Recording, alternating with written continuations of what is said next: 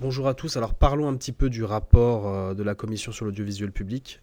Il a été finalisé le 22 avril et le vote se déroulera lundi 27 où ce sera fait à huis clos. Il n'y aura pas de caméra, il n'y aura pas d'informations. Nous ne saurons pas qui a voté quoi parce qu'il me semble que ce sera fait à main levée pour la publication du rapport. C'est-à-dire que les parlementaires vont se rejoindre dans une salle, ils vont décider, suite à la lecture du rapport qui a été établi le 22, mais il est strictement réservé aux parlementaires, de savoir s'il y aura publication ou non de ce rapport, et ce qui fait que s'il y a vote pour publication, eh bien, il sera publié, et s'il y a vote contre la publication, toutes les auditions, toutes les retranscriptions, tout ce qui aura été fait à ce sujet, toutes les investigations seront supprimées. Donc ce sera supprimé de l'Assemblée nationale, ce sera pénalement répréhensible de le partager sur les réseaux sociaux. Donc on est dans une situation où vous avez un travail titanesque qui a été fait par non pas seulement le rapporteur Charles Aloncle, qui a posé des questions, et au final c'est ça qu'on lui reproche aujourd'hui, hein, mais de centaines, de milliers de personnes qui ont mis des extraits, qui ont fait relayer des choses, des lanceurs d'alerte dans l'audiovisuel public qui ont dénoncé d'autres choses. Il y a des articles 40, je le rappelle, c'est quand un élu peut saisir le procureur de la République quand il constate une infraction pour qu'il y ait poursuite. Je crois qu'il y en a eu plusieurs. Et donc on est devant un risque où vous avez demain la représentation nationale, comme certains aiment bien le dire, enterrer un rapport. Donc on a vu la présidente de l'Assemblée nationale C'est la s'attaquer commission à ça. d'enquête où j'ai reçu le plus de courriers. Est-ce que vous êtes satisfaite de la commission d'enquête sur l'audiovisuel public? Je suis pas satisfaite de la façon dont ça s'est passé. Trop bruyante, c'est instrumentalisé politiquement à coup sûr. Moi j'ai vu Charles Aloncle.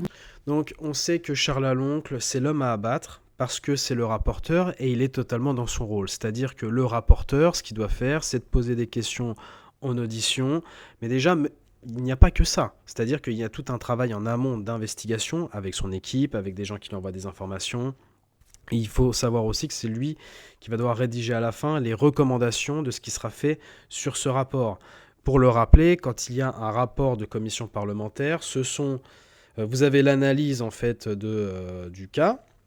Vous avez l'analyse aussi des auditions, des constatations, etc. Et à la fin, ce qui s'appelle les recommandations. Les recommandations, c'est-à-dire de dire quelles solutions vous proposez suite aux échanges pour régler le problème ou pas, ou mettre en avant ce qui est bien à l'audiovisuel public. Donc ça a été fait dans son rapport. On n'y a pas accès et on voit qu'il a été attaqué depuis le début comme si la publication allait faire foi que ces recommandations allaient s'appliquer, qu'elles soient bonnes ou pas. Sauf que, je ne sais pas si vous avez vu, mais vous avez des personnalités politiques, comme ici, enfin c'est un journaliste dans ce cas précis, mais vous avez plein de personnalités politiques qui s'opposent frontalement, souvent des gens de gauche, hein, qui sont assez... en connivence, où ça se passe très bien avec le service public, surtout les centristes et le PS. Bon, les centristes, il y a une partie quand même qui dénonce ça, mais tout ce qui est socialiste, Europe Écologie Les Verts, le groupe GDR avec Clémentine Autain et compagnie, c'est espèce d'ancienne antre socialiste. On va protéger le service public, c'est un mantra, et on a clairement une position manichéenne dans le sens où Charles Aloncle est à l'UDR allié avec le RN, donc peu importe ce qu'il dit, c'est faux, c'est pas bien, c'est l'extrême droite. Il veut tout détruire, etc. alors qu'ils n'ont pas accès au rapport. Mais depuis hier, on a des informations que des journalistes auraient, et au final, c'est pas du conditionnel, ont vu le rapport. Il y en a qui disent 300, d'autres 400 pages, mais bon, il faut quand même qu'ils s'alignent entre eux aussi, hein, au niveau des informations. Et vous avez par exemple Jean-Michel Apathy qui explique, suite à un message de La Tribune du dimanche, 1 milliard d'euros d'économies par an, une fusion France 2, France 5, le contenu explosif du rapport de Charles Aloncle sur l'audiovisuel public. Donc ça veut dire que La Tribune du dimanche a eu accès à ce document. Et vous avez Jean-Michel Apathy qui explique le rapport de Charles Aloncle sur l'audiovisuel public n'est pas encore adopté et il fuite partout. Aucun respect des procédures parlementaires, tout pour sa gloriole, un dévoiement total, une pantalonnade de bout en bout, étonnant non. Alors déjà, le problème, je lui ai répondu en dessous, vous pouvez regarder, et ce que j'explique est extrêmement simple, c'est-à-dire à quel moment le rapporteur qui est régi par la déontologie qui produit un rapport ne va pas le faire fuiter alors que le vote n'est pas finalisé. Et puis de plus, on est dans une situation où médiatiquement il se fait constamment attaquer. Je ne vois pas dans quel intérêt Charles Aloncle aurait publié par avance le rapport pour que ça donne du grain à moudre pour lui tirer dessus politiquement.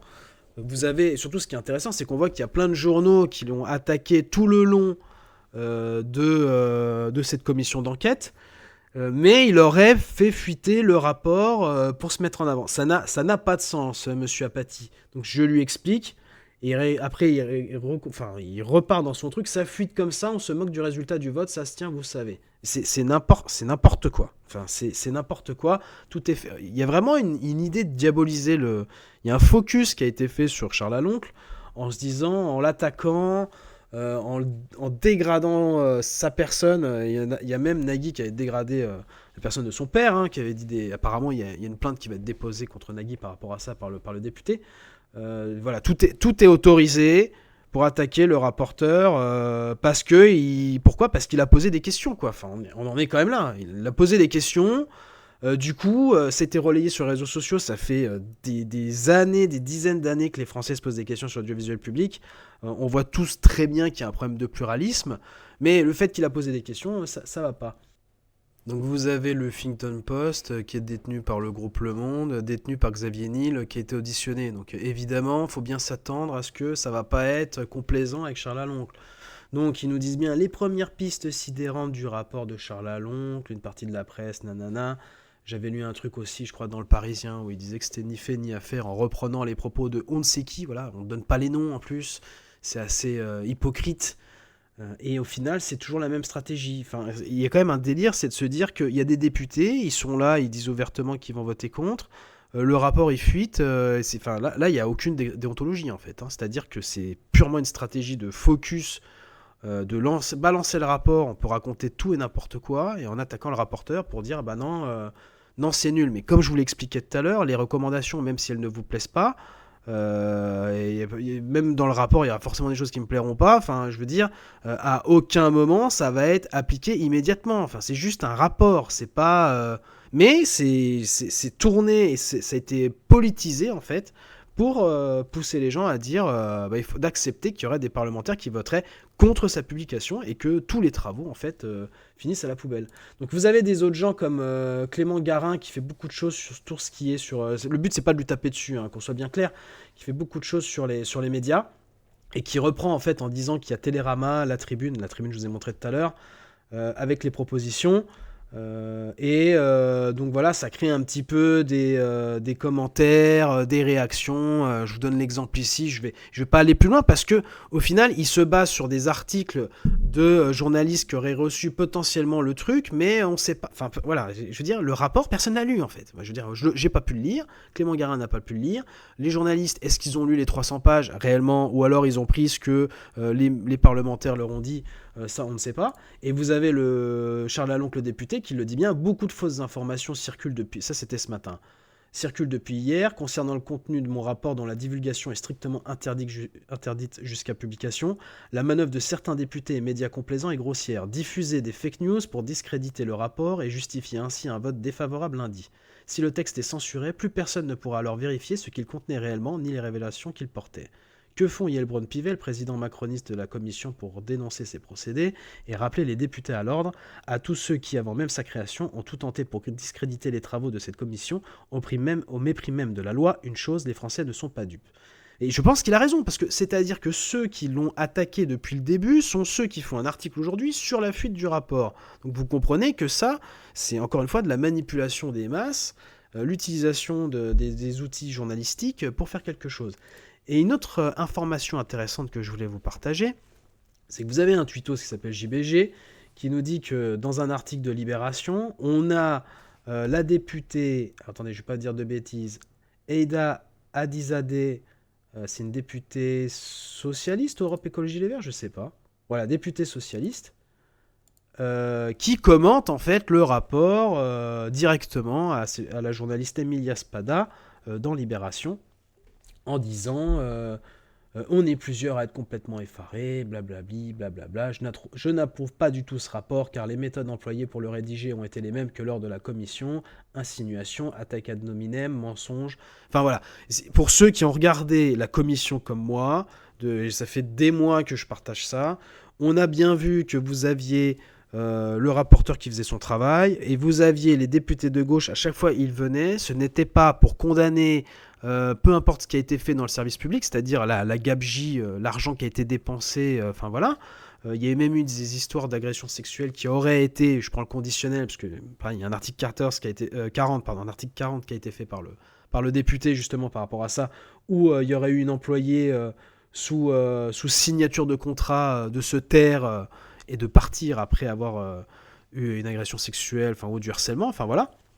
Mais vous avez jamais vu un député de gauche, socialiste, Europe Écologie Les Verts, ou LFI, enfin un peu tout ce que vous voulez, faire une critique du service public, de l'audiovisuel public, en disant que ça ne va pas dans le bon sens. C'était des odes à chaque fois en disant « Oh là là, c'est génial, c'est pour la culture, c'est magnifique, etc. etc. » Donc, il y a quand même un gros problème, quand on regarde, pour conclure sur cette vidéo, il y a un gros problème où énormément de gens, dont je fais partie, se plaignent du manque de pluralisme dans l'audiovisuel public, parce que il y a aussi cette partie-là dans cette commission.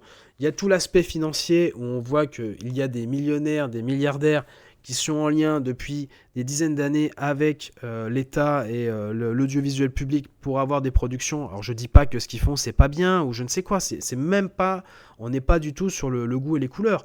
On est en train de dire que vous avez un cercle de personnes qui touchent des millions et des millions d'euros depuis des dizaines d'années. Ou est-ce qu'il y a véritablement un marché qui est ouvert? Est-ce qu'il y a des contrôles qui sont faits de ce qu'ils font? Les audits, les études qui sont faites pour savoir tel ou tel programme? Il y a des énormes questions qui se posent. L'allouement des marchés publics par rapport à ça aussi, ça a été posé durant la commission. Évidemment, vous avez des gens comme moi qui se posent la question et qui veulent des réponses. Et au moins, je veux dire, s'il y a eu, je sais plus combien il y a eu d'auditions, enfin en tout cas, je crois qu'il y a eu 200 heures d'audition, si je dis pas de bêtises.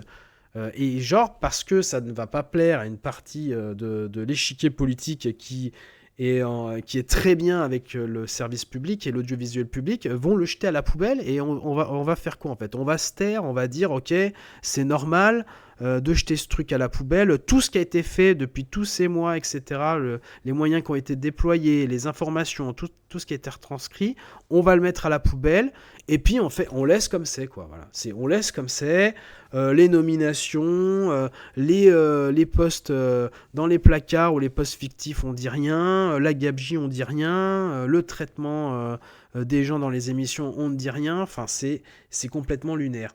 Donc, ne soyez pas dupes de ce qui sera dit dans les médias. Alors après, on est quasiment à la fin. Là, on est déjà samedi et ça arrivera vite lundi.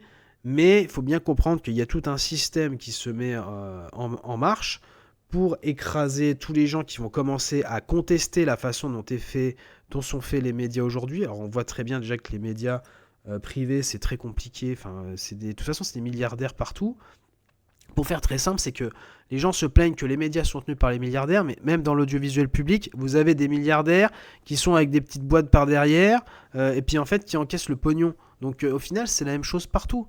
Et si on regarde Xavier Niel, je suis désolé, les gens de gauche ont Mathieu Pigasse, ils ont bossé avec Macron en 2010 sur des trucs avec Le Monde, quand Pigasse était là-bas aussi, mais il a tout reversé, je crois, en 2022 à Xavier Niel. Xavier Niel est connu pour être proche de Brigitte Macron et d'Emmanuel Macron. Il bosse, alors ok, il a des grandes boîtes, des réussites, c'est très bien pour lui, il n'y a pas de souci, mais il est aussi dans le service public, enfin, il est partout en fait. Et est-ce que c'est normal? Oui, peut-être, non, peut-être pas non plus. Enfin, je veux dire, on a encore le droit de se poser des questions. Et on remarque que quand on pose des questions, tout doit être éteint, tout doit être enterré, les rapports ne doivent pas sortir, on doit couper le fait que les gens puissent même relayer sur les réseaux sociaux, et on doit rester là sans rien faire. Et ça, ce n'est pas possible, en fait. Ce n'est pas possible. Donc voilà, j'espère que ça a été assez clair ce que j'essaie de vous présenter. On essaiera de faire le suivi lundi au niveau des votes et de toutes les informations qui paraîtront. J'essaierai de vous tenir au courant. Et à plus tard, abonnez-vous, mettez la cloche. Je vous remercie pour le soutien.